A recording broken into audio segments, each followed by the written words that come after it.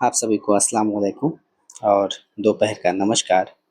Education affairs के इस platform पर मैं आप सभी का हार्दिक अभिनंदन और स्वागत करता हूं।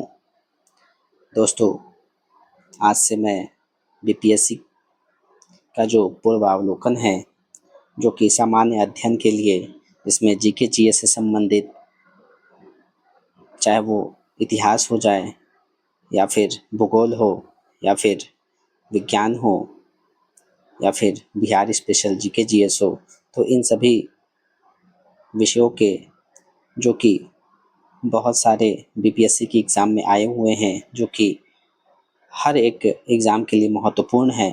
तो आज मैं उन्हीं प्रश्नों को एनालिसिस करते हुए अच्छे से समझाने का प्रयास करूंगा, जो कि आपके बीपीएससी टीआरई 4, 5 या फिर अन्य जो भी बीपीएससी है उसमें काम ये अवश्य आएंगे। आइए इसकी शुरुआत करते हैं। तो आज हम भारतीय इतिहास के प्रश्नों को देखेंगे, जिसमें हम लोग प्राचीन भारत का इतिहास से संबंधित प्रश्नों को देखेंगे तथा उसका अच्छे से अवलोकन एनालिसिस करेंगे, विश्लेषण करेंगे। तो इसमें सबसे पहला प्रश्न है कि भारत में पशुपालन एवं कृषि के प्राचीनतम साक्ष्य प्राप्त हुए, तो ये कहाँ से प्राप्त होते हैं? तो यह मेहरगढ़ से प्राप्त होते हैं। तो आइए थोड़ा इसको देखते हैं विस्तार से कि भारतीय उपमहाद्वीप में पशुपालन एवं कृषि का प्राचीनतम स्थल मेहरगढ़ को माना जाता है।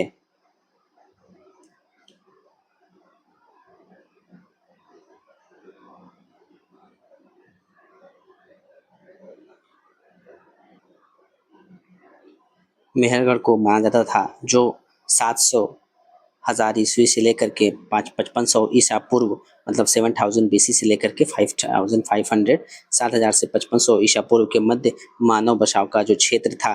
नवीनतम खोजों के आधार पर भारतीय उपमहाद्वीप में प्राचीनतम कृषि साक्ष्य वाला स्थल उत्तर प्रदेश के संत कबीर नगर जिले में स्थित लहुरादेव है। यहाँ से 9000 से लेकर के 7000 ईसा पूर्व के मध्य चावल के साक्ष्य प्राप्त हुए। उल्लेखनीय है कि इस नवीनतम खोज के पूर्व भारतीय उपमहाद्वीप का प्राचीनतम कृषि साक्ष्य वाला स्थल मेहरगढ़, जो कि पाकिस्तान के बलूचिस्तान में स्थित है।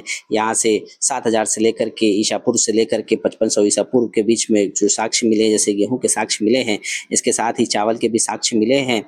जो चावल के साक्ष्य मिलने वाला जो स्थल कोल्डिहवा, जो कि प्रयागराज जिले में बेलन नदी के तट पर स्थित है, यहाँ से 6500 ईसा पूर्व के धान की भूसी के साक्ष्य हमको मिले हैं, यह माना जाता है। तो वर्तमान में जो कृषि का साक्ष्य वाला प्रदेश है वह उत्तर प्रदेश के संत कबीर नगर जिले में स्थित लहुरादेव है। परंतु अभी उससे पहले यह स्थल जो सबसे जहाँ प्राचीनतम पशुपालन एवं कृषि के साक्ष्य मिलते हैं वह मेहरगढ़, जो कि बलूचिस्तान पाकिस्तान में है। दूसरा प्रश्न है कि निम्नलिखित में से किसको कैल्कोलिथिक युग कहा जाता है? तो कैल्कोलिथिक किसको कहा जाता है? तो ताम्र युगीन काल को कैल्कोलिथिक, या फिर हम लोग इसको कॉपर स्टोन एज भी कहते हैं। ठीक है, ताम्र मतलब कॉपर स्टोन एज भी कहते हैं। ठीक है, तो ताम्र पाषाण युग को कैल्कोलिथिक युग भी कहा जाता है। जिन संस्कृतियों में तांबों के औजारों के साथ ही पत्थर के बने हुए उपकरणों का प्रचलन मिलता है, उन्हें प्रातः ताम्र पाषाणिक संस्कृतियां कहा जाता है। तो ताम्र पाषाण मतलब तांबे के साथ साथ उसमें जो स्टोन से पत्थर के बने हुए जो उपकरण है, जो औजार है, वह प्राप्त होते हैं। इसलिए जो कैल्कोलिथिक है इसका नाम पड़ा, और इसमें जो कॉपर और स्टोन के औजार प्रयोग होते हैं। और 5000 बीसी से पहले या कॉपर के जो प्रयोग है, सर्वप्रथम जो धातु है वह माना जाता है। ठीक है, कब? 5000 बीसी पूर्व जो है इसका प्रयोग हमको देखने को मिलता है। और हल व फावड़ा नहीं मिलता, झूम कृषि करते थे। तो यहाँ पे हल व फावड़ा नहीं मिलता था, ये लोग झूम कृषि किया करते थे। और जो मुख्य स्थल हो गए, जैसे कि नवपाषाण ताम्र पाषाण के, वह कौन कौन से हैं? जैसे कि वेस्ट बंगाल हो गया, राजस्थान हो गया, बिहार हो गया। तो यहाँ हमको देखने को मिलता है। और इसमें कौन कौन से संस्कृति मिलती है?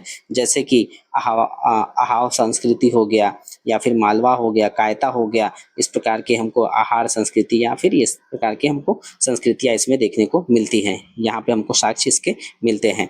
तीसरा प्रश्न है कि प्रथम मानव जीवाश्म भारत की किस नदी घाटी से प्राप्त हुआ है? तो यह हमको कौन से नदी घाट से प्रथम मानव जीव का जो है साक्ष्य प्राप्त होता है? तो वह नर्मदा घाटी से हमको प्राप्त होता है। कि भारत में मानव का सर्वप्रथम साक्ष्य नर्मदा नदी घाटी में अवस्थित है, जो कि हथनौड़ा, सीहोर, मध्य प्रदेश नामक पूरा स्थल से हमको प्राप्त हुआ है। इसकी खोज पुरातात्विक अरुण सोनकिया द्वारा वर्ष 1982 ईस्वी में किया गया था। ठीक, निम्नलिखित चौथा प्रश्न है कि निम्नलिखित में से किस राज्य में भेंटका स्थल स्थित है? तो वह कहाँ पे स्थित है? तो यह मध्य प्रदेश में स्थित है। कौन सा? भीमबेटका की गुफाएं। आइए थोड़ा इसको अच्छे से समझते हैं कि आखिर भीमबेटका क्यों प्रसिद्ध है।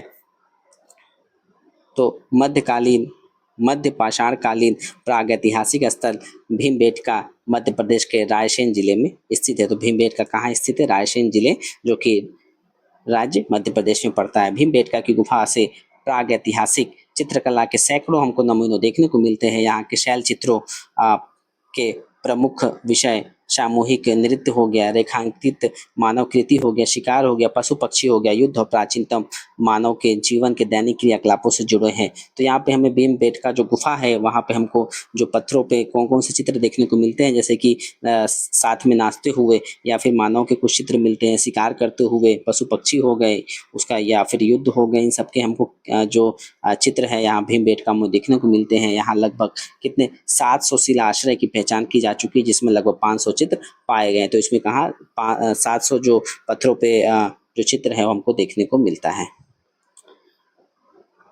यहाँ पे थोड़ा सा जो पाषाण काल है उसको थोड़ा मैं समझाने का प्रयास करता हूँ। जैसे जानते हैं हम लोग पाषाण काल है ना, पाषाण काल जिसे हम लोग स्टोन एज या फिर लिथिक एज भी कहते हैं। यह 3 भागों में डिवाइडेड है। पहला है पूरा पाषाण काल, दूसरा है मध्य पाषाण और तीसरा है नवपाषाण। ठीक है, जो पूरा पाषाण काल है वह 12 लाख से लेकर के 12,000 बीसी तक माना जाता है, और उसके बाद मध्य पाषाण जो कि 12,000 से लेकर के 10,000 बीसी तक माना जाता है। और उसके बाद यह नवपाषाण काल जो 10,000 ईसा पूर्व से लेकर के यह स्टार्ट होता है। वहीं पर पूरा पाषाण काल भी 3 भागों में विभाजित है, जिसमें पहला लोअर हो गया, मिडल हो गया और तीसरा अपर हो गया। तो इस प्रकार से यह डिवाइडेड है, इसको याद रखेंगे ना। पूरा पाषाण काल मतलब पैलियोलिथिक, मध्य पाषाण मतलब मीजोलिथिक और नवपाषाण काल मतलब नियोलिथिक। मतलब यह एक तरीके से आप समझ सकते हैं कि जो औजार है उसके औजारों के जो क्रम है वह नुकीले होते गए और नुकीले होते गए, और उसमें क्या हुई, बहुत ही अच्छे से शैलियों का प्रयोग किया गया, और उसका जो औजार है उसी के आधार पर इनका नाम भी हम कह सकते हैं पड़ा है। ठीक है, मीजो मतलब थोड़ा और औजार का साइज कम हो गया, नियो मतलब और थोड़ा सा बेहतर हो गया। फिर 5वां की सूची का मिलान करना है। तो यहाँ पर उतनूर किससे संबंधित है? तो यह तेलंगाना में है। चिरांद जो कि कहाँ पर है? बिहार में है। और गुफकराल जो कि कहाँ पर है? यह कश्मीर में है। और पयमपल्ली जो कि कहाँ पे है? तमिलनाडु में है। तो थोड़ा इसको भी हम लोग समझते हैं।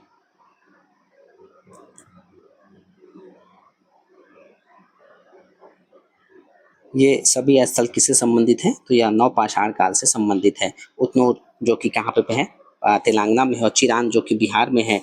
तो जो चिरांद है वह बिहार में है। तो यहाँ पर क्या क्या प्राप्त होता है हमको? जैसे हड्डी के उपकरण हमको यहाँ पे देखने को मिलते हैं, जो कि हिरण के सींग से हैं। ठीक, और गुफर काल, जो गुफर काल है यह कश्मीर से संबंधित है। और यहाँ पे हमको क्या हो गया? गेहूं और दलहन की गेहूं और दलहन के साक्ष्य मिलते हैं। फिर उसके बाद पयमपल्ली जो कि तमिलनाडु में है। और पयमपल्ली में हमको क्या हो गया? सुअर हो गया, ज्वार हो गया, काला चना हो गया, ठीक है, और बाजरा हो गया, इसके हमको साक्ष्य देखने को मिलते हैं। अगला प्रश्न छठा कि यह सूची दी गई है ताम्र पाषाण युग कालीन, और जिसके स्थल या जो इनकी नदियां है वह कहाँ कहाँ पड़ते हैं, इसके विषय में बताना है। तो यहाँ पर सबसे पहले है आहार संस्कृति, जो कि कौन सी नदी के किनारे है वो बताना है। तो जो आहार संस्कृति है वह बनारस नदी, जो बनारस नदी है, बनास नदी है, उसके किनारे है। जो आहार संस्कृति है यह किससे संबंधित है? ताम्र पाषाण युग से यह संबंधित है। ठीक है, और यह आहार संस्कृति कहाँ हमको देखने को मिलती है? राजस्थान में। ठीक, दूसरा है कायथा, कायथा सांस्कृतिक स्थल। ठीक है, कायथा स्थल हमको कहाँ देखने को मिलता है? तो यह देखने को मिलता है काली सिंध नदी के किनारे हमको जो कायथा स्थल है वह देखने को मिलता है, जो कि कायथा जो कि कहाँ है? मध्य प्रदेश में है। फिर है श्वालदा, श्वालदा हमको कहाँ देखने को मिलता है? तो यह ताप्ती नदी के किनारे हमको देखने को मिलता है। और मालवा जो कि नर्मदा नदी के किनारे हमको देखने को मिलता है, और ये कहाँ पर है? मध्य प्रदेश में है।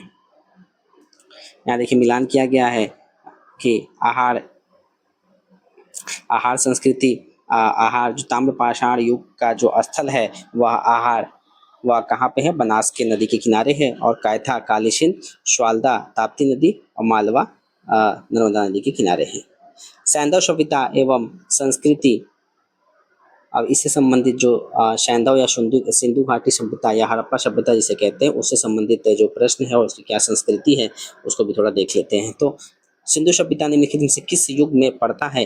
तो यह आद्य ऐतिहासिक काल में पड़ता है। आद्य ऐतिहासिक मतलब प्रोटो हिस्ट्री, ठीक है, प्रोटो हिस्ट्री काल में इसका नाम पड़ता है। ऐतिहासिक काल का निर्धारण पठनीय लेखन कला के ज्ञान के आधार पर किया जाता है। लेखन कला के ज्ञान से पहले का कालखंड प्राग ऐतिहासिक कालखंड होता है। भारतीय इतिहास में लगभग 2300 बीसी से लेकर के 600 बीसी, मतलब 2300 ईसा पूर्व से 600 ईसा पूर्व तक के कालखंड को आद्य ऐतिहासिक काल या प्रोटो हिस्ट्री कहते हैं, माना गया है। ठीक है, सैंधव सभ्यता आद्य ऐतिहासिक काल की सभ्यता है, क्योंकि यहाँ पर लेखन कला का ज्ञान है, परंतु अभी तक इसे पढ़ा नहीं गया है। थोड़ा सा हम लोग प्री हिस्ट्री, ठीक है, प्री हिस्ट्री जो हमारा स्रोत के आधार पर जो इतिहास है उसको डिवाइड किया गया। प्राचीन इतिहास को प्री हिस्ट्री हो गया, और प्रोटो हिस्ट्री हो गया, और उसके बाद कौन सा हो गया? हिस्ट्री हो गया। ठीक है, प्री मतलब प्रागैतिहासिक, प्रोटो मतलब आद्य ऐतिहासिक, और हिस्ट्री मतलब इतिहास। तो प्री हिस्ट्री जो कि इसमें क्या है, हमको कोई भी लिखित प्रमाण साक्ष्य हमको नहीं मिलते हैं। ठीक है, वनली क्या है, यह आर्कियोलॉजिकल सर्वे ऑफ इंडिया जो कि ASI के द्वारा क्या है, चिन्हित है, और यह 25 लाख से 3000 ईसा पूर्व तक इसका समय माना गया है। और जो प्रोटो हिस्ट्री है आद्य ऐतिहासिक काल, इसमें लिखने हमको यहाँ तो लिखने के जो साक्ष्य, लिखित साक्ष्य नहीं मिले, परंतु प्रोटो हिस्ट्री में क्या हमको लिखित साक्ष्य तो मिले हैं, परंतु अभी तक इसको हम कोई पढ़ नहीं पाया है।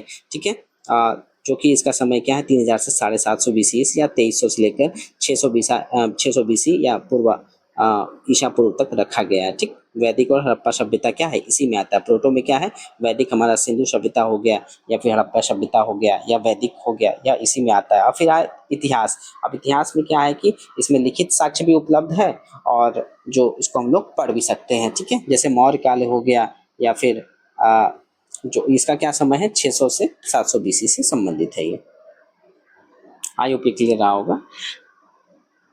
अब है सिंधु घाटी सभ्यता की सबसे महत्वपूर्ण विशेषता क्या है? तो सिंधु घाटी सभ्यता की सबसे महत्वपूर्ण विशेषता क्या है? इसमें बहुत प्रकार के विशेषताएं, इसको देखते हैं कि सिंधु घाटी सभ्यता की विशेषता क्या है। नगर की योजना हमको देखने को मिलती है। यहाँ नगर और कस्बे एक निश्चित योजना के अनुसार बसाए जाते हैं। यहाँ पे पक्की ईंटें बनी है। इमारतों में मोहनजोदड़ो का विशाल स्नानघर व अन्नागार प्रमुख है। जैसा कि हम जानते हैं कि मोहनजोदड़ो में हमको क्या साक्ष्य मिलते हैं, वहाँ पे विशाल जो नहाने का जो पुल है वहाँ पे बनाया गया है, और वहाँ पे जो अन्नागार मतलब जहाँ पे अनाज रखते हैं वहाँ पे भी यह प्राप्त हुए। कहाँ? मोहनजोदड़ो में। तो इनके जो सतह है पक्की ईंटों से बनी हुई है। तो जो ये बनाया गया है स्नानागार या अन्नागार, वह पक्की ईंटों से बनाया गया, जिसमें क्या है, जिप्सम द्वारा इसको जोड़ा गया। पक्की ईंटों से निर्मित इमारतें, सुनियोजित वास्तुकला, उन्नत व्यवहार एवं वाणिज्य इस सभ्यता की प्रमुख विशेषताएं थी। ध्यातव्य है कि मेसोपोटामिया एवं मिस्र आदि प्राचीन सभ्यताओं की भांति हड़प्पा सभ्यता में पूजा स्थलों के स्पष्ट साक्ष्य हमको नहीं मिलता है। ठीक है, तो ये क्या था, सिंधु घाटी सभ्यता से कुछ तथ्य थे कि यहाँ पे यह क्या है, नगर, यहाँ पे पक्की ईंटें भी मिलती है हमको। ठीक है, और यहाँ पे कला, वास्तुकला भी हमको मिलता है। तीसरा नंबर प्रश्न है कि किस शहर को मिनी हड़प्पा के नाम से जाना जाता है? तो उसे हम लोग लोथल को क्या है, मिनी हड़प्पा के नाम से जाना जाता है। ठीक है, लोथल प्राचीन हड़प्पा या सिंधु सभ्यता के सबसे दक्षिणी शहरों में से एक है, जो कि कहाँ है, गुजरात में है। इसे मिनी हड़प्पा के नाम से भी जाना जाता है। यह आधुनिक गुजरात में स्थित है। इसकी पहली खुदाई SR राव ने किया है। ठीक है, तो लोथल के विषय में थोड़ा जानते हैं कि लोथल का क्या मतलब होता है, मुर्दों का नगर। ठीक है, माउंड ऑफ सिटी। लोथल का मतलब मुर्दों का नगर,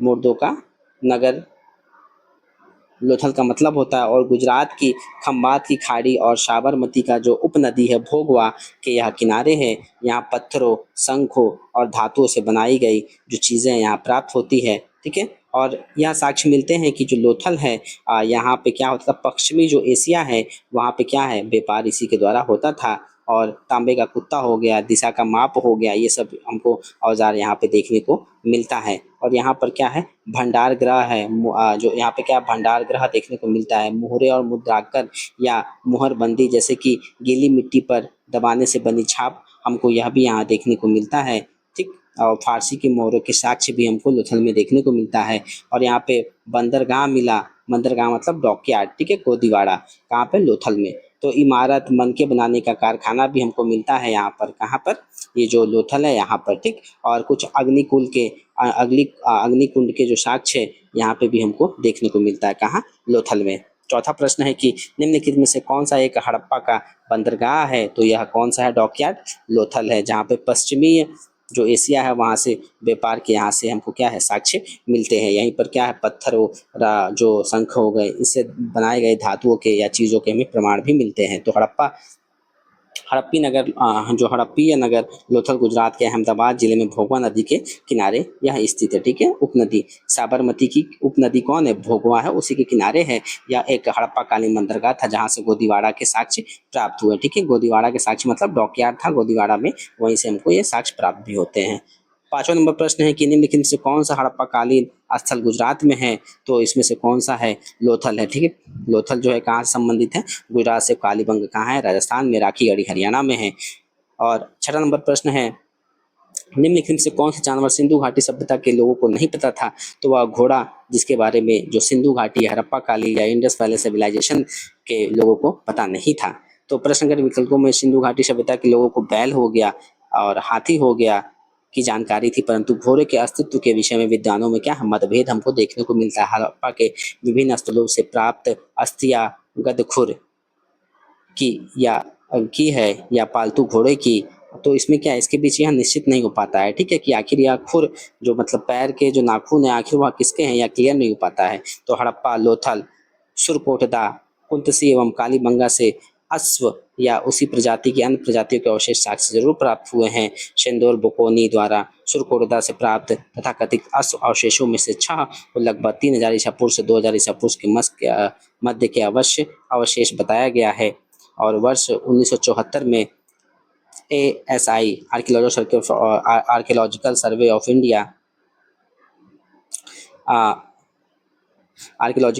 इंडिया के JP जोशी तथा AK शर्मा ने यहाँ 21,000 से लेकर के 17,000 ईसा पूर्व 2100 से लेकर के 1700 ईसा पूर्व के मध्य प्रत्येक स्तर पर अस्थियां प्राप्त होता है प्रतिवेदित उन्होंने किया है। यद्यपि रामशरण शर्मा, रोमिला थापर तथा मेंडो और पटेल आदि इस तथ्य को नहीं मानते हैं, ठीक, कि यहाँ साक्ष्य मिले हैं, इसको ये नहीं मानते हैं। इस प्रकार ब्रिगेडियर रॉस के द्वारा राणा घुंडई के प्रारंभिक हड़प्पा स्थल के से घोड़े के दांत बताए गए हैं, उसे जूनर महोदय अप्रामाणिक मानते हैं। घोड़े के विषय में यही कहना सीमित हुआ कि हड़प्पा सभ्यता में इसके अस्तित्व को पूर्ण रूप से नकारा नहीं जा सकता, यद्यपि इसका उपयोग अत्यंत सीमित रहा है। बिहार लोक सेवा आयोग ने क्या माना है, आंसर नंबर बी माना है कि घोड़े के साक्ष्य हमको नहीं मिलते हैं। तो इसको लेकर के कि घोड़े के साक्ष्य है या नहीं, इसको लेकर क्या है, आपस में जो विद्वान है उसको उनके मतभेद है। कोई कहता है मिला है, कोई कहता है नहीं मिला है, जिस वजह से क्या है, तो एक सीमित एरिया तक ही इसका सीमित एरिया रह गया है, ठीक है। 7वां प्रश्न है कि निम्नलिखित से हड़प्पा कालीन स्तर से टेराकोटा का हल प्राप्त हुआ है, तो टेराकोटा का जो हल है वह हमको बनावली जो कि हरियाणा और कालीबंग यहाँ से प्राप्त होता है। टेराकोटा का क्या मतलब है, देखिए आगे समझ जाएंगे आप कि प्रश्नगत विकल्पों में बनावली जो कि हरियाणा में है और कालीबंग जो कि राजस्थान में है नामक सिंधु घाटी स्थल के हल की खोज से संबंधित टेराकोटा का प्रकृति प्राप्त होती है। टेराकोटा मतलब जो मिट्टी के बर्तन होते हैं, मिट्टी से बने बर्तन, तो ये इसके साक्ष्य हमको कहाँ मिलते हैं, बनावली जो कि हरियाणा में है। ये क्या है, एक हड़प्पा कालीन सभ्यता है, यहाँ पर पाया गया है। कालीबंगा राजस्थान में भी पाया गया है। तो आर्कियोलॉजिकल सर्वे ऑफ इंडिया के अनुसार कालीबंगा नाम स्थल के आरंभिक चरण से जुटे हुए खेत के साथ टेराकोटा हल की प्राप्ति हुई है। इसके अतिरिक्त हरियाणा के फतेहाबाद जिले में अवस्थित बनावली नामक पूरा स्थल भी टेराकोटा के हल की यहाँ से हमको क्या है, प्राप्ति हुई है, ठीक है। आगे देखते हैं कि निम्नलिखित में से किस हड़प्पा नगर में जुते हुए खेतों के निशान मिलते हैं, तो यहाँ कहाँ मिलते हैं, हमको कालीबंगा में मिलते हैं। कि हरियाणा के फतेहाबाद जिले में स्थित बनावली से पकी मिट्टी की बनी हुई हल की प्रकृति मिली है। संभात की खाड़ी भोगवा नदी के किनारे के निकट जो लोथल से गोदीवाड़ा के साक्ष्य मिले हैं। और वहीं पर राजस्थान के हनुमानगढ़ जिले से जो कि घग्गर नदी के किनारे स्थित कालीबंग या कालीबंगन से जुटे हुए खेत के हमको क्या है साक्ष्य मिले हैं। और गुजरात में जो धौलावीरा से हड़प्पा लिपि के बड़े आकार के 10 चिन्हों वाला एक क्या है शिलापट हमको देखने को मिला है। तो कालीबंगा कहाँ से है? यह राजस्थान से संबंधित है। कौन? कालीबंगा, जिसे यहाँ पे क्या है, यहाँ पे जो ब्लैक बैंगल्स है वो हमको मिलते हैं ना, जो चूड़ियाँ होती काली चूड़ियाँ, तो यहाँ पे हमको प्राप्त होते हैं। इसके साक्ष्य भी जो कि कहाँ है, यह घग्गर नदी के किनारे हैं। तो कालीबंग का क्या मतलब होता है? काले रंग की चूड़ियाँ। यहाँ जो प्राक सैंधव संस्कृति के जुटे हुए खेत के सबसे पहले हमको साक्ष्य देखने को मिलते हैं। ठीक है। श्री गंगानगर के राजस्थान में है कालीबंगा। कालीबंगा कहाँ है? जो श्री गंगानगर है राजस्थान में, वहाँ पे यह कालीबंगा है। और सेलखड़ी की मोहरें और मिट्टी की जो छोटी मोहरें हैं और अभिलिखित वस्तुएं से संबंधित जो हड़प्पा कालीन के जो कुछ साक्ष्य है यहाँ से हमको मिलते हैं। यहाँ पे हल के निशान हो गए और जुते हुए हल के जो साक्ष्य है, अलंकृत ईंटों का प्रयोग और जो प्राचीनतम समाधियाँ हो गई या काली चूड़ियाँ हो गई या हवन कुंड या अग्निकुंड, यहाँ से हमको क्या है प्राप्त होता है। और अग्निकुंड एक और जगह से प्राप्त हुआ था, कहाँ से? लोथल से भी अग्निकुंड की हमें साक्ष्य मिलते हैं। 9 नंबर प्रश्न है कि किस हड़प्पा स्थल पर हमें जुते हुए खेत के साक्ष्य मिलते हैं? तो यह कहाँ मिलते हैं? कालीबंगा में मिलते हैं, जो कि श्री गंगानगर राजस्थान में स्थित है। 10वां प्रश्न है कि निम्नलिखित में से कौन हड़प्पा और मोहनजोदड़ो के उत्खनन से संबंधित है? तो V.A. स्मिथ, जो कि हड़प्पा और मोहनजोदड़ो से संबंधित हैं। वर्ष 1921 में दयाराम साहनी ने हड़प्पा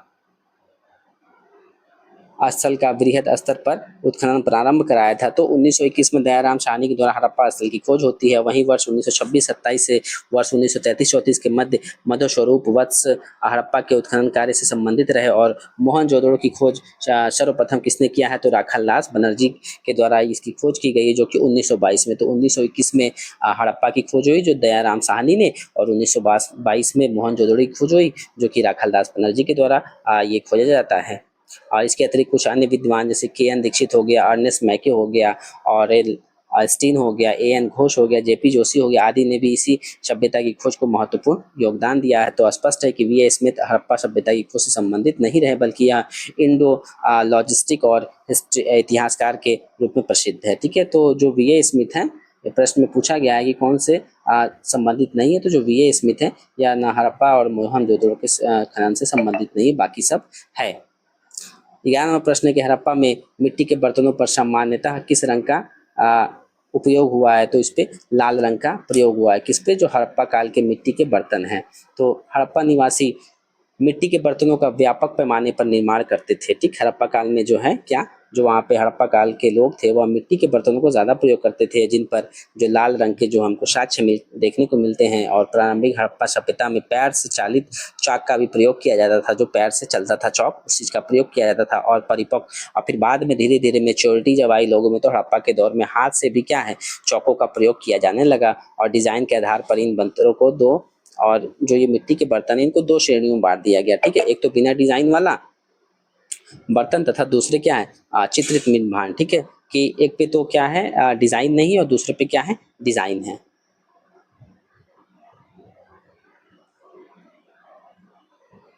मृत भांडों को बनाने वाली मिट्टी में रेत का मिश्रण किया जाता था। ठीक है, मृत भांड मतलब मिट्टी के बर्तन, तो उसको बनाने के लिए किस चीज का प्रयोग किया जाता था? मिट्टी के रेत का प्रयोग किया जाता था, जिनके पकाने पर या हल्के भूरे लाल रंग का रूप ग्रहण कर लेती थी। इन मृत भांडों की ऊपरी हिस्सों में लाल रंग की पुताई कर दी जाती थी तथा निचले हिस्से में काले रंग से विभिन्न प्रकार की चित्रकारी की जाती थी। ठीक, इस प्रकार से इस पर चित्रकारी होती थी। अगला प्रश्न है, IIT खड़गपुर के अध्ययन दल के रिपोर्ट के अनुसार लगातार कितने वर्षों की न के बराबर वर्षा का होना सिंधु घाटी सभ्यता का पतन का कारण माना जाता है? तो अन्य विद्वानों ने क्या है जो सिंधु घाटी सभ्यता है या हड़प्पा काल की जो सभ्यता है उसको माना है कि आखिर में यह क्यों पतन हो गया इसका। तो जो IIT कानपुर खड़गपुर है उसके द्वारा अध्ययन से यह पता चलता है कि यहाँ पे कितने वर्षों से लगातार बारिश हुई? 900 वर्षों से, ठीक है। वर्ष 2018 में आईआईटी खड़गपुर के एक अध्ययन दल द्वारा जारी रिपोर्ट के अनुसार लगातार 900 वर्षों तक सूखे पड़े होने के कारण सिंधु सभ्यता का क्या हो गया? पतन हो गया। और 900 साल से वर्षा ही हुई, जिस वजह से क्या हुआ? खेत प्रभावित हो गए, लोग प्रभावित हो गए और धीरे धीरे उसका पतन होने लग गया। ध्यातव्य है कि ऑरेल स्टीन जैसे विद्वानों ने भी हड़प्पा के पतन हेतु जलवायु परिवर्तन को प्रमुख माना है। तो ऑरेल स्टीन ने क्या माना है कि जलवायु क्लाइमेट चेंज की वजह से जो हड़प्पा कालीन है उसका पतन हुआ है।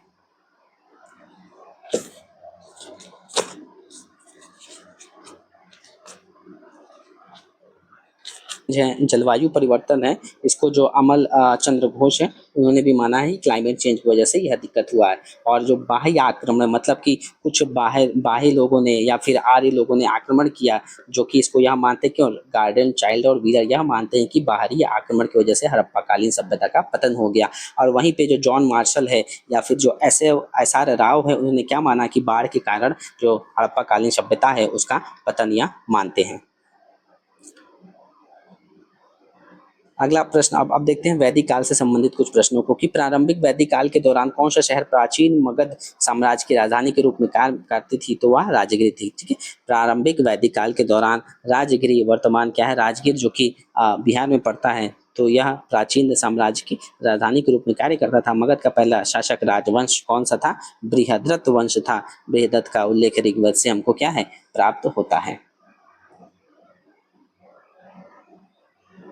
ठीक है। वैदिक पीरियड, जैसे कि हड़प्पा के पतन के बाद क्या होता है? अब नवीनतम संस्कृति आई, हड़प्पा काल से समाप्त हो गया, उसके बाद अब कौन सी संस्कृति आती है? तो यह वैदिक पीरियड का समय आता है। तो इसकी जानकारी हमको कहाँ से मिलती है?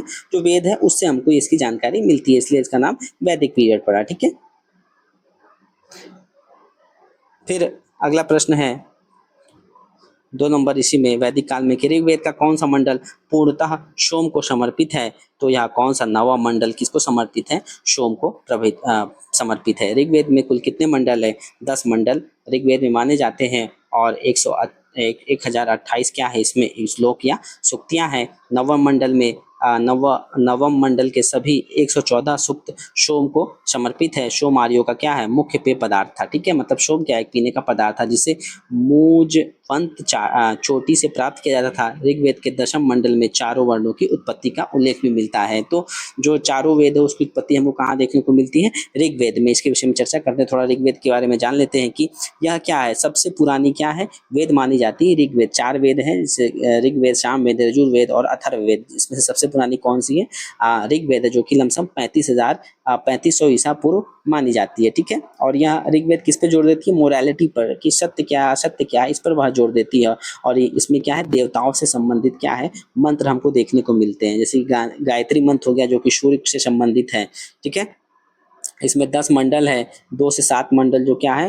गोत्र मंडल है, ठीक है। इनकी रचना किसके द्वारा हुई? ऋषियों के द्वारा हुई। और जो पहला और 10वां मंडल है वह नवीनतम मंडल है। और 1028 इसमें श्लोक या सूक्तियां हैं। और इसमें जो महत्वपूर्ण जो देवता रहे हैं, जो इसमें अग्नि रहे हैं, अग्नि जो देवता है वो हो गए, और इंद्र हो गए, और उसके बाद सोम हो गए। तो इसमें क्या है? यह महत्वपूर्ण देवताओं के रूप में आते हैं। और कुछ प्रार्थनाओं की रचना महिलाओं ने भी की थी, जैसे कि लोपामुद्रा हो गई, घोषा हो गई, साची हो गई, पौलोमी हो गई तथा काक्षावृत्ति, ये सब क्या है? इन्होंने भी कुछ प्रार्थनाएं जो हैं ये महिलाओं ने भी की है, ठीक है। और जो ऋग्वेद को पढ़ता है उसको क्या कहते हैं? हम लोग होत्री कहते हैं, ठीक है। जो ऋग्वेद का अध्ययन करता है या ऋग्वेद जो पढ़ता है उसे हम लोग होत्री कहते हैं, ठीक है। और ईरान का जो प्राचीनतम ग्रंथ जो कि जीन अवस्था से क्या है? ऋग्वेद की बातें हम लोगों ने क्या है? टेकन की है, मतलब वहाँ से ली है। जो ऋग्वेद में कुछ बातें हम लोगों ने, जो ईरान की प्राचीनतम ग्रंथ जीन अवस्था है वहाँ से हम लोगों ने लिया है, ठीक। तो यहाँ पे जो वर्ण है उसको भी थोड़ा देख लेते हैं, समझते हैं कि जो 4 वर्ण यहाँ पे जो ऋग्वेद से ऋग्वेद के जो इसमें 10 मंडल थे, ठीक है। तो 10वें मंडल में जो है 4 वर्णों की उत्पत्ति का उल्लेख है, ठीक है। किस प्रकार से उल्लेख है थोड़ा इसको भी समझते हैं। जैसे कि यहाँ पर 4 वर्ण हैं, 1 2 3 और ये 4, ठीक है। सबसे पहले कौन सा ऊपर? सबसे पहला है जो ब्राह्मण हो गए वो हो गए, तो इसकी उत्पत्ति किससे से मानी जाती है? ब्रह्मा के मुख से मानी जाती है, ठीक है। दूसरा है क्षत्रिय, जिसकी उत्पत्ति भुजाओं से मानी जाती है। तीसरा है वैश्य, जो कि जंघा से इसकी उत्पत्ति मानी जाती है। और जो कि चौथा है शूद्र, जो कि पैरों से इसकी उत्पत्ति मानी जाती है। और जो धार्मिक अनुष्ठान हो गए वह कराने का काम किसका था? ब्राह्मण का। और जो शासक वर्ग है वह क्षत्रियों में आ जाते हैं, जो शासक का काम करते हैं या रक्षा का कार्य करते हैं वह क्षत्रिय हो गए। और कृषि का जो कार्य है वह वैश्य लोग करते थे। और जो शूद्र हैं वह सेवा कार्य या फिर और काम करते थे। तो जो ब्राह्मण है उनको क्या माना गया? आर्य माना गया, ठीक है, ब्राह्मण को और क्षत्रिय को। और वहीं पे जो कृषि वर्ग है उनको व्यापारक माना गया। और वहाँ पर जो सेवा कार्य से संबंधित थे, जो शूद्र थे, उनको गैर आर्य माना गया था। तो क्या था? यह वर्ण व्यवस्था था, वर्णों के आधार पे था, जो कि हमको 10वें मंडल में यहाँ लिखा हुआ मिलता है, ठीक है, जो कि पुरुष सूक्त में है, 10वें मंडल की पुरुष सूक्त में, ठीक। तो समाज क्या है? दो भागों में उस वक्त डिवाइडेड था ऋग्वेद के समय पे। ऋग्वेद के समय पे पहला था आर्य और दूसरा था दस्यु, जिसे हम लोग अनआर्य भी कह सकते हैं, अनआर्य। जैसे कि आर्य क्या थे? गोरे लोग, और दस्यु क्या थे? गोरे नहीं थे, ठीक। तो जो वर्ण है यहाँ पे, जो जाति की व्यवस्था वो क्या है? रंग से यहाँ से प्रारंभ होती है, कि रंगों के आधार पर जाति का यहाँ पे जो बंटवारा है वो होता है। फिर बाद में जो दस्यु दास का ही मीनिंग क्या हो गया? गुलाम हो गया। तो आर्य और दस्यु दो भागों में बटा, ठीक है, समाज, जिसमें से दस्यु है बाद में क्या कहलाते हैं? गुलाम कहलाते हैं, ठीक। और ऋग्वेद में हमको क्या विवाद देखने को मिलते हैं? जैसे कि बाल विवाह यहाँ पे नहीं था, सती प्रथा भी नहीं थी, ठीक है। और अविवाहित जो कि अवमास थे, पुनर्विवाहित और विधवा विवाह का प्रचलन था, ठीक। तीसरा प्रश्न है कि ऋग्वेद संहिता का 9वां मंडल पूर्णतः किसको समर्पित है? तो यह किसको समर्पित है? यह सोम और इस पेय पर नामांकित देवता को समर्पित है। ऋग्वेद का जो 9वां मंडल है वह किसको समर्पित है? सोम और इस पेय पर नामांकित देवता को। गायत्री मंत्र किस पुस्तक से मिलता है? तो यह ऋग्वेद पुस्तक से हमको गायत्री मंत्र देखने को मिलता है, ठीक है। कि गायत्री मंत्र ऋग्वेद में उल्लेखित है, इसके रचनाकार विश्वामित्र हैं। और यह मंत्र ऋग्वेद के 3य मंडल में वर्णित है। यह शवित सूर्य देवता को क्या है? समर्पित है। किस काल को में अछूत की अवधारणा स्पष्ट से उद्धृत हुई है? तो यह ऋग्वैदिक धर्मशास्त्र के समय पे क्या है? इसकी अवधारणा स्पष्ट रूप से उद्धृत हुई है। कि धर्मशास्त्र के समय में शूद्र काल, जिसमें 4 वर्णों के ब्राह्मण, क्षत्रिय और वैश्य और शूद्र के अतिरिक्त समाज में अन्य अनेक जातियां थी, यथा जैसे कि अम्भस्त हो गया, उग्र हो गया, निषाद हो गया, मागध हो गया, वैदेहक हो गया, रथकार आदि का आविर्भाव अनुलोम एवं प्रतिलोम विवाहों के फल स्वरूप हो गया। मतलब जैसे मान लीजिए कि अनुलोम और प्रतिलोम का क्या मतलब है? कि अलग अलग या सेम जो गोत्र के हैं अगर उनसे शादियां होती हैं एक दूसरे का, तो ऐसे ऐसे जातियों की उत्पत्ति मानी जाती है। पाणिनि ने 2 प्रकार के शूद्रों का उल्लेख किया है, निर्वसित और एवं अनिर्वसित। तो जो पाणिनि है उन्होंने क्या बताया है कि जो शूद्र हैं जो कि क्या करते हैं? सेवा कार्य के लिए इनको रखा गया था, जो कि इनकी उत्पत्ति किससे मानी जाती है? ब्रह्मा के पैरों से। तो यह गैर आर्य माने जाते थे। और या इनको 2 भागों में बांटने का कार्य किसने किया है? पाणिनि द्वारा यह माना गया है, निर्वसित एवं अनिर्वसित। तो इसमें जो पहले प्रकार के शूद्र ही अस्पृश्य माने जाते थे, जो निर्वसित थे क्या थे? अछूत माने जाते थे, ठीक है, मतलब इनसे दूर रहना आवश्यक था। अगर कोई इससे टच में आ जाता है, चाहे ब्राह्मण या क्षत्रिय, तो वह क्या हो सकता था? एक तरीके से अपवित्र हो जाता था। भारतीय उपमहाद्वीप में लोहे का प्रयोग कब हुआ? तो भारतीय महाद्वीप में लोहे के प्रारंभ के विषय में विद्वानों में क्या है? मतभेद है, ठीक है। जो लोहे का प्रयोग है वह उसके बीच में क्या मतभेद है, लेकिन कुछ विद्वानों का मत है कि विश्व में सर्वप्रथम हित्ती नामक जाति, ठीक है, हित्ती नामक जाति ने लोहे का प्रयोग प्रारंभ किया था और इसके पश्चात ही विश्व के अन्य देशों में इसका प्रचलन हुआ, ठीक। सबसे पहले किसके द्वारा किया गया? तो हित्ती नामक जो जाति है उसके द्वारा लोहा का प्रयोग किया गया था। उसके बाद जो विश्व के अन्य जगह पर यह प्रयोग होने शुरू हुआ। तो जबकि थाईलैंड के बचैनी नामक पुरा स्थल की खुदाई से ढला हुआ लोहे की प्राप्ति हुई है। तो थाईलैंड में क्या है? बचैनी नामक जो पुरा स्थल है, तो वहाँ से हमें क्या है? जो लोहा है वहाँ के साक्ष्य मिले हैं। और इसका जो समय है क्या बताया गया? 1600 से 1200 ईसा पूर्व के लगभग निर्धारित किया गया है। तो भारत के नोह, जो कि राजस्थान के दोआब क्षेत्र में लोहा कृष्ण लोहित मृत भांडों के साथ प्राप्त हुआ है, जिसकी संभावित तिथि 1400 ईसा पूर्व लगभग है। सर्वप्रथम उत्तर वैदिक काल, जो कि 1000 से लेकर के 600, जैसा कि हम लोग जानते हैं जो वैदिक काल है वो 2 भागों में बटा हुआ है, ठीक है। एक तो पूर्व वैदिक काल और उत्तर वैदिक काल, ठीक है। इसका समय 1500 से 1000 माना गया है और 1000 से लेकर 600 ईस्वी तक ईसा पूर्व किसका समय माना गया है, जो उत्तर वैदिक काल है उसका माना गया है। तो उत्तर वैदिक काल में ही जो 1000 से 600 ईसा पूर्व के ग्रंथों में हमें इस धातु के स्पष्ट प्रमाण मिलते हैं। तो उत्तर वैदिक काल में क्या हमें लोहे के प्रमाण मिलते हैं। तो अथर्ववेद में लोहे का उल्लेख श्याम अयस्क के रूप में प्राप्त होता है। इसमें लोहे के बने हुए फाल का भी उल्लेख प्राप्त होता है। अतरंजी खेड़ा जो कि उत्तर प्रदेश के उत्खनन से गेहूं, जौ तथा चावल के अवशेषों के साथ साथ प्राचीनतम कृषि लौह उपकरण की प्राप्ति होती है। तो अतरंजी खेड़ा जो कि उत्तर प्रदेश है, यहाँ से भी हमको क्या है, लोहे के साक्ष्य प्राप्त होते हैं। तो जो आर्कियोलॉजिकल्स हैं इनका काल क्या मानते हैं कि हजार ईसा पूर्व निर्धारित किया गया है, जो कि अधिकांश विद्वान द्वारा स्वीकार है। तो हम लोग क्या मानते हैं कि जो उत्तर वैदिक काल है वहाँ से लोहे की शुरुआत होती है, यहाँ पे ही इसका समय निर्धारित किया गया है।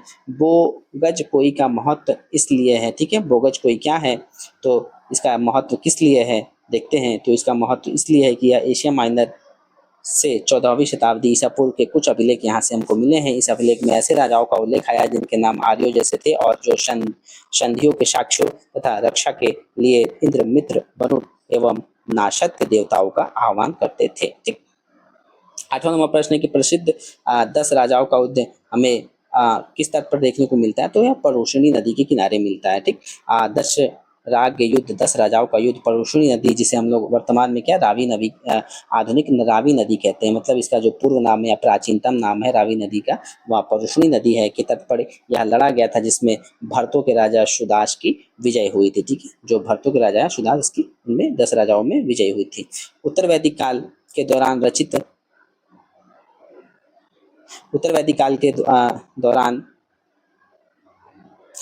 रचित किस प्राचीन भारतीय ग्रंथ में दार्शनिक, भजन और ब्रह्मांड विज्ञान और नैतिक पर चर्चाएं शामिल है, तो यह उपनिषद में शामिल है। कि उत्तर वैदिक काल के दौरान रचित उपनिषद में दार्शनिक, भजन और ब्रह्मांड विज्ञान और नैतिकता पर चर्चाएं शामिल है। उपनिषद भारत के प्राचीन ग्रंथ जो लगभग 700 ईसा पूर्व से 300 ईसा पूर्व के बीच में संस्कृत में लिखे गए थे। ठीक है, तो ये उपनिषद कब लिखे गए, या उत्तर वैदिक काल में लिखे गए थे 700 ईसा पूर्व से लेकर के 300 ईसा पूर्व तक। ठीक है, आज का वीडियो यहीं पे हम लोग समाप्त करते हैं। बहुत बहुत धन्यवाद। कृपया मेरे चैनल को सब्सक्राइब, लाइक जरूर शेयर करें और अगर कहीं डाउट हो जरूर बताएं या कोई सजेशन देना चाहते हैं तो अवश्य बताएं। Thank you.